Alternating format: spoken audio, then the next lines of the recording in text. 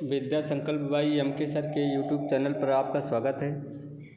आज हम 30 मार्च 2026 को लोक सेवा आयोग द्वारा आयोजित पीसीएस मुख्य परीक्षा के समान अध्ययन पेपर 1 का डिस्कशन करेंगे। तो आइए देखते हैं। इसमें हम प्रश्न और उत्तर की व्याख्या को देखेंगे और समझेंगे। आइए देखते हैं। सेक्शन ए में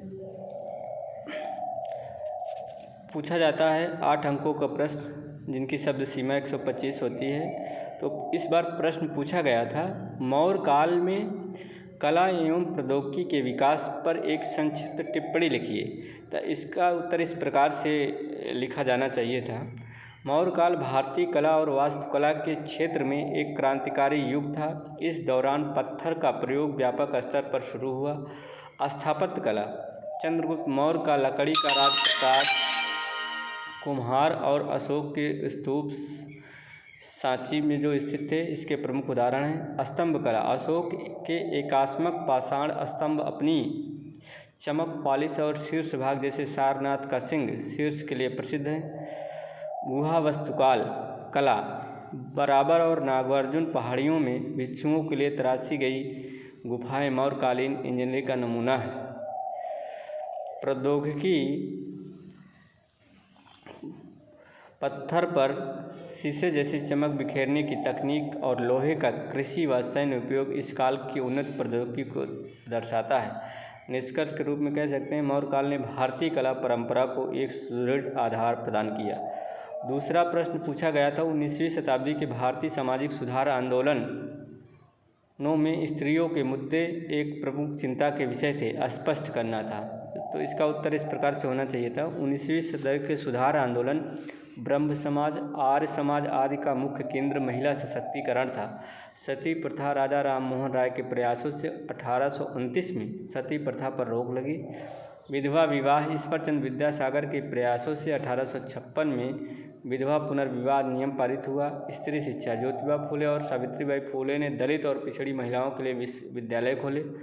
बाल विवाह, एम.जी. रानाडे और केशव चंद्र सेन ने बाल विवाह के विरुद्ध कानून जैसे एज ऑफ कंसेंट एक्ट 1891 बनाने पर जोर दिया। इन आंदोलनों ने महिलाओं को घरेलू चारदीवारी से निकालकर सार्वजनिक जीवन में भागीदारी के योग्य बनाया।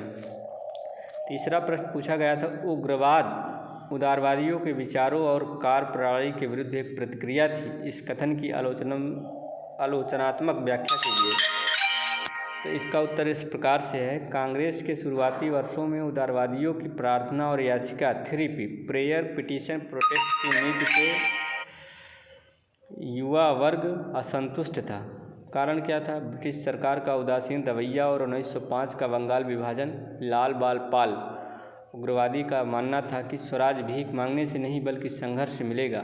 कार्य प्रणाली में अंतर, जहां उदारवादी संवैधानिक दायरे में थे, वहीं उग्रवादियों ने बहिष्कार, स्वदेशी और राष्ट्रीय शिक्षा को हथियार बनाया। सकारात्मक पक्ष, उग्रवाद ने भारतीय राष्ट्रीय आंदोलन को जन आंदोलन में बदला और जनता में आत्मविश्वास भरा। निष्कर्ष, हालांकि दोनों के रास्ते अलग थे, लेकिन लक्ष्य भारत की स्वतंत्रता ही थी। प्रश्न चौथा है, क्या वैश्वीकरण सांस्कृतिक एकीकरण एवं सांस्कृतिक संघर्ष दोनों को अग्रसर करता है? स्पष्ट कीजिए। इसका उत्तर इस प्रकार से है, वैश्वीकरण एक द्विध्रुवी प्रक्रिया है। सांस्कृतिक एकीकरण, इंटरनेट और संचार संसाधनों ने ग्लोबल विलेज की अवधारणा को जन्म दिया है। खान पान, पिज्ज़ा, पास्ता, पहनावा, जीन्स और संगीत के पॉप का आदान प्रदान बढ़ा है। सांस्कृतिक संघर्ष, अपनी पहचान खोने के डर से रूढ़िवादी विचारधाराएं सक्रिय होती हैं, जिससे सांस्कृतिक टकराव की स्थिति बनती है। स्थानीय भाषाओं और परंपराओं पर पश्चिमी संस्कृति का प्रभाव सांस्कृतिक साम्राज्यवाद को जन्म देता है। निष्कर्ष के रूप में कह सकते हैं कि वैश्वीकरण ने जहां दुनिया को जोड़ा है, वहीं सांस्कृतिक विविधता के लिए चुनौतियां भी पैदा की हैं। पांचवा प्रश्न पूछा था, ग्रामीण भारत में विकासात्मक मुद्दों के संदर्भ में निरक्षरता और गरीबी के बीच क्या संबंध है? आलोचनात्मक मूल्यांकन कीजिए। उत्तर इस प्रकार से है, निरक्षरता और गरीबी एक दुष्चक्र की तरह है। गरीबी से निरक्षरता, ग्रामीण क्षेत्रों में आय की कमी के कारण बच्चे स्कूल छोड़कर मजदूरी करने लगते हैं। निरक्षरता से गरीबी, कौशल की कमी के कारण वे केवल अकुशल श्रम कर पाते हैं, जिससे उनकी आय कम बनी रहती है। प्रभाव, यह चक्र तकनीकी, कृषि और सरकारी योजनाओं के लाभ तक पहुंच को रोकता है। मूल्यांकन केवल साक्षरता पर्याप्त नहीं है, गरीबी उन्मूलन के लिए व्यावसायिक शिक्षा और ग्रामीण बुनियादी ढांचे में विनिवेश अनिवार्य है। प्रश्न 6 था, आधुनिक भारत में क्षेत्रीयवाद चुनौती एवं अवसर दोनों स्पष्ट कीजिए। चुनौती के रूप में क्षेत्रीयवाद कभी कभी अलगाववाद जैसे खालिस्तान की मांग या भाषाई विवादों को जन्म देता है, जिससे राष्ट्रीय अखंडता को खतरा होता है। यह राज्यों के बीच संसाधन विवाद जैसे कावेरी जल विवाद भी पैदा करता है। अवसर के रूप में क्षेत्रीय पहचान स्थानीय संस्कृति और भाषा के संरक्षण को प्रोत्साहित करती है या प्रतिस्पर्धी संघवाद को बढ़ावा देती है, जहां राज्य अपने विकास के लिए बेहतर प्रदर्शन करना चाहते हैं। निष्कर्ष के रूप में कह सकते हैं कि यदि क्षेत्रीय आकांक्षाओं को राष्ट्रीय ढांचे के भीतर समन्वित किया जाए तो यह लोकतंत्र को मजबूत करता है। प्रश्न 7 है, भारत में हिमनदों की प्रकृति में भिन्नताओं की समीक्षा कीजिए। भारत में हिमनद मुख्य रूप से हिमालय क्षेत्र में पाए जाते हैं।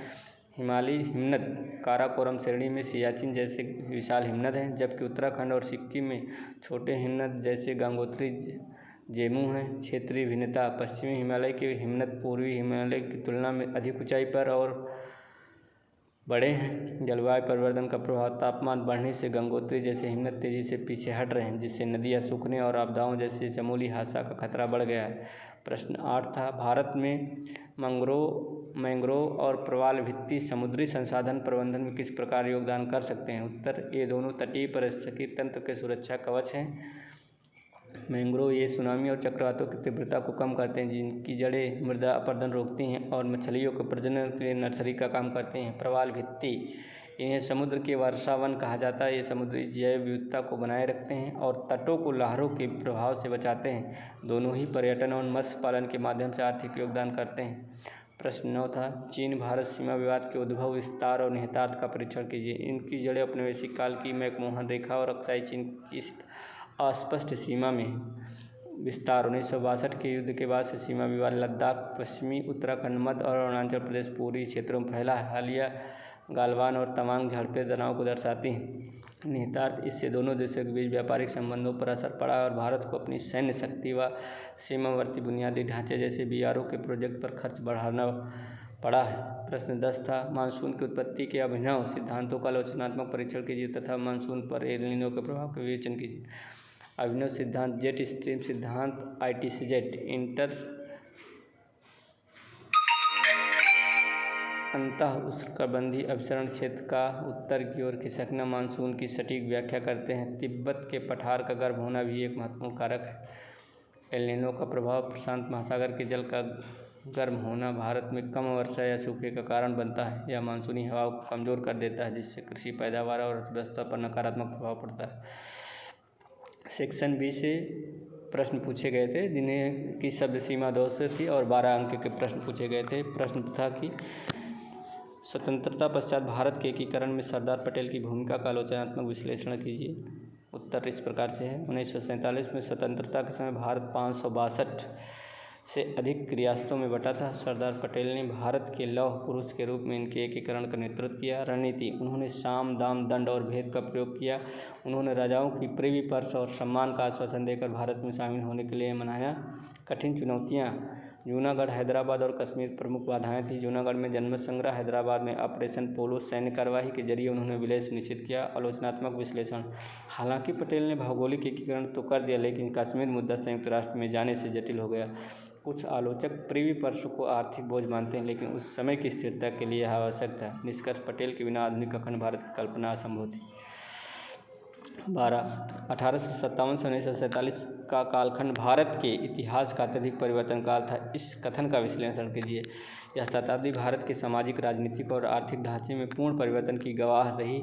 राजनीतिक, 1857 के विद्रोह ने कंपनी राज को समाप्त कर क्राउन का शासन स्थापित किया। 1885 में कांग्रेस की स्थापना से संगठित राष्ट्रवाद का उदय हुआ, जो अंततः 1947 में पूर्ण स्वराज्य तक पहुंचा।